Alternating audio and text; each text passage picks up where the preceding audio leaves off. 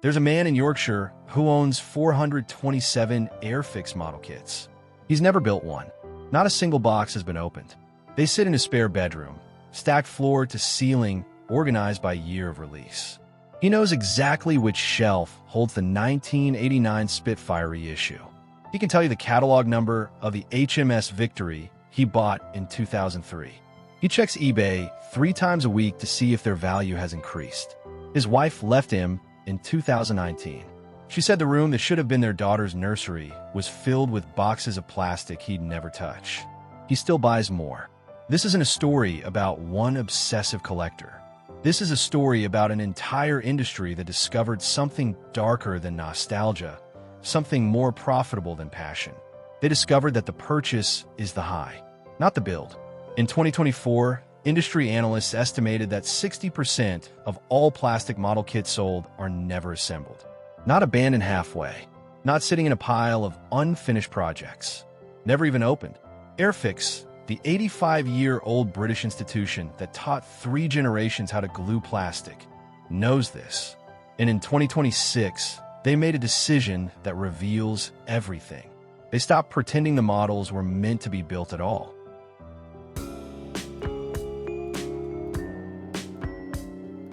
To understand how we got here, you need to understand what Airfix actually sold for 75 years. It wasn't plastic. It was possibility. In 1952, a boy in Birmingham could buy a Spitfire kit for 2 shillings. He couldn't fly a real plane. He'd never see combat. But he could build something with his own hands that looked real, felt real, connected him to something bigger than his bedroom. That wasn't a toy. That was agency. The formula was perfect.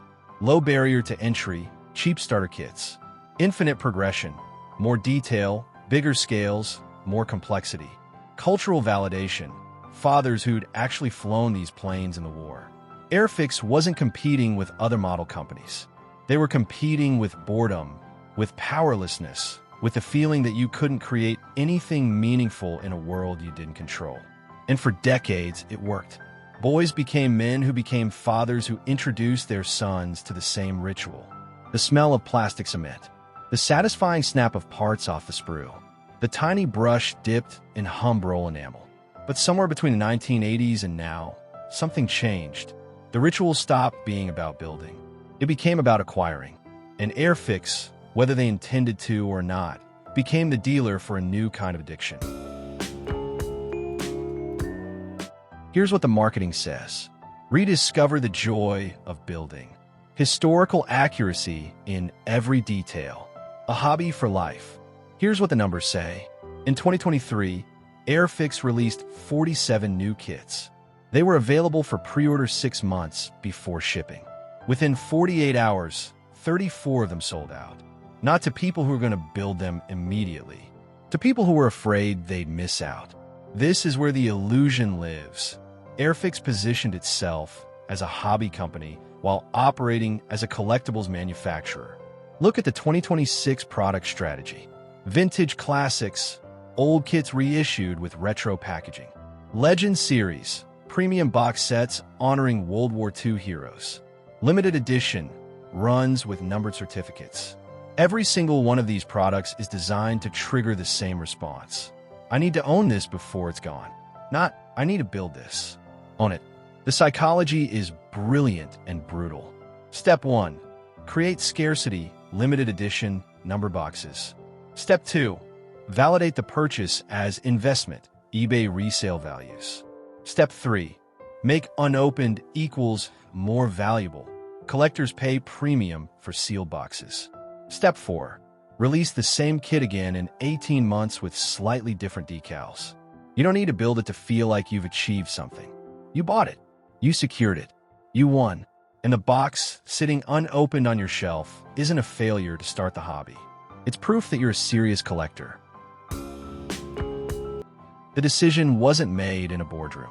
It was made gradually across 1,000 small choices until one day Airfix looked at its own business model and realized, our most profitable customers are the ones who never build anything. Here's the math. The builder buys one kit every 3 months, takes time to build it, learns techniques, becomes selective, lifetime value, maybe 500 to 800 pounds. The collector buys 3 to 5 kits per month, never opens them, chases every limited edition, justifies purchases as investment. Lifetime value, £5,000-15,000 plus. Which customer do you optimize for? In 2026, Airfix made the choice explicit. They launched the Legend series, a triple pack of kits dedicated to Douglas Bader, priced at £89.99. The kits inside were reissues. The molds were from the 1970s.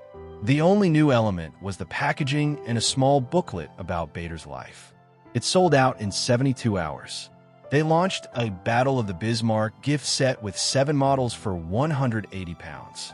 Industry forums exploded with people posting photos of their seal boxes. "Can't wait to build this someday," they wrote. Someday never comes, because the moment you open the box, 3 things happen. The value drops. eBay prices for open kits are 30 to 50% lower.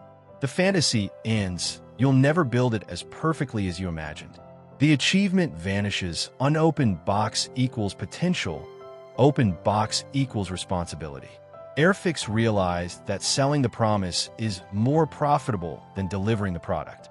And the customers, the collectors, they don't even realize they're being sold an empty ritual. Let's break down the collector's curse step by step, because once you see it, you can't unsee it. Stage 1, the gateway purchase. You buy a starter kit, £12.99. Easy. You think, I'll build this over the weekend. You don't. Life gets in the way, but it felt good to buy it. Stage 2, the upgrade. You see a more detailed kit, £34.99. Better decals, finer panel lines. You think, I'll build this one after I finish the first one. You now have 2 unopened boxes.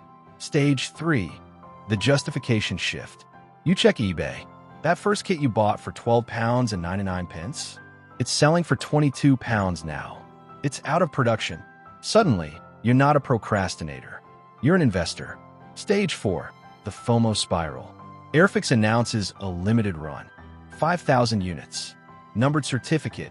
Your brain screams, if I don't buy this now, I'll never own it. You buy 3, one to keep sealed, one to maybe build someday, one to sell later. You've now spent £180 on plastic you'll never touch. Stage 5, the identity lock-in. You join online forums. You photograph your collection. People congratulate you on scoring a rare kit. You're no longer someone who builds models. You're a collector, and collectors don't open boxes. They acquire them. The killer insight. Airfix doesn't need to make better kits. They need to make kits that feel rare. They don't need to inspire building. They need to trigger hoarding. And the customers participate willingly, because every unopened box is a lottery ticket to a future where they'll have more time. They'll have more skill. They'll have a dedicated hobby room. They'll finally become the person who builds beautiful things. But that future never arrives, because buying the next kit is easier than confronting why you haven't built the last one. The hobbyist who lost his marriage. Simon, 58, from Kent. He worked in IT, stable job, good income, started collecting Airfix in 2005 as a retirement hobby. By 2018, he'd spent over £18,000. His spare room was wall-to-wall kits. His wife, Janet, asked him to slow down. He didn't. He told her, "These are appreciating assets. It's like buying gold." Janet filed for divorce in 2020. In the settlement, Simon kept the model collection. He tried to sell some to cover legal fees. He couldn't, not because they weren't valuable, because he couldn't bring himself to let them go. Last I heard, he's still buying. He lives alone now. The kits are still unopened. The father who taught the wrong lesson. David, 43, from Manchester. He bought his son an Airfix Spitfire for his 9th birthday. "This is what Granddad flew in the war," he said. His son wanted to build it that afternoon. David said no. "This is a collectible. We'll keep it nice. Maybe build it when you're older." The son is 16 now. The Spitfire is still sealed. The son plays Fortnite. David has 140 kits. His son has never built a single model. The generational transfer. The father teaching the son to create something with his hands died the moment David prioritized a box over the experience. The widow who couldn't give them away. Margaret, 71, from Scotland. Her husband, Colin, passed away in 2022. He left behind 283 Airfix kits, unopened. She tried to donate them to schools. Schools said they don't have time for model building in the curriculum. She tried to sell them. Local hobby shops said they don't buy collections. Too much overstock already from other estates. She listed them online. A few sold. Most didn't. The shipping costs more than the kits are worth. They're still in her garage. A monument to a hobby that was never practiced. A collection that outlived its collector but has nowhere to go. The industry's silent victims. Hobby shops closing because customers buy online for investment, not to actually engage with the hobby. Young people priced out of modeling because collectors drive up secondary market prices. Genuine builders frustrated that limited editions sell out to scalpers in minutes. Families in financial stress because dad spent grocery money on rare kits. The cruelest part? Airfix's marketing celebrates the collectors. They feature them in magazines. They interview them for blogs. They call them passionate enthusiasts. They never mention that passion without creation is just hoarding with better PR. Airfix didn't set out to create an army of hoarders. They set out to sell model kits. But somewhere along the way, they discovered something every addiction industry learns eventually. The anticipation is more profitable than the satisfaction. Slot machines don't pay out often because the hope of winning keeps you playing. Airfix kits don't need to be built because the promise of building keeps you buying. In 2026, Airfix is thriving. Sales are up. Limited editions sell out in hours. The brand is back. But it's not back as a hobby company. It's back as a nostalgia extraction business. They're selling the same thing casinos sell. The feeling that the next purchase will be the one that changes everything. The next kit will be the one you actually build. The next limited edition will be the one that makes you whole. But it won't, because the product isn't the kit. The product is the feeling of acquisition. And the customer base, aging, lonely, searching for control in an uncontrollable world, will keep buying until they run out of money, space, or life. The 60% of kits that never get built aren't a failure of the hobby. They're the business model. Airfix survives because it stopped caring whether you build a plane. It only cares that you buy the box. And the saddest part? You'll keep buying. Because the box on the shelf isn't a model you haven't built. It's a version of yourself you haven't become yet. And as long as the box stays sealed, that version of you, the patient one, the skilled one, the one with time and focus and purpose, is still possible. Open the box, and you have to confront the truth. You're not that person. You never were. So you leave it sealed, and you buy another one.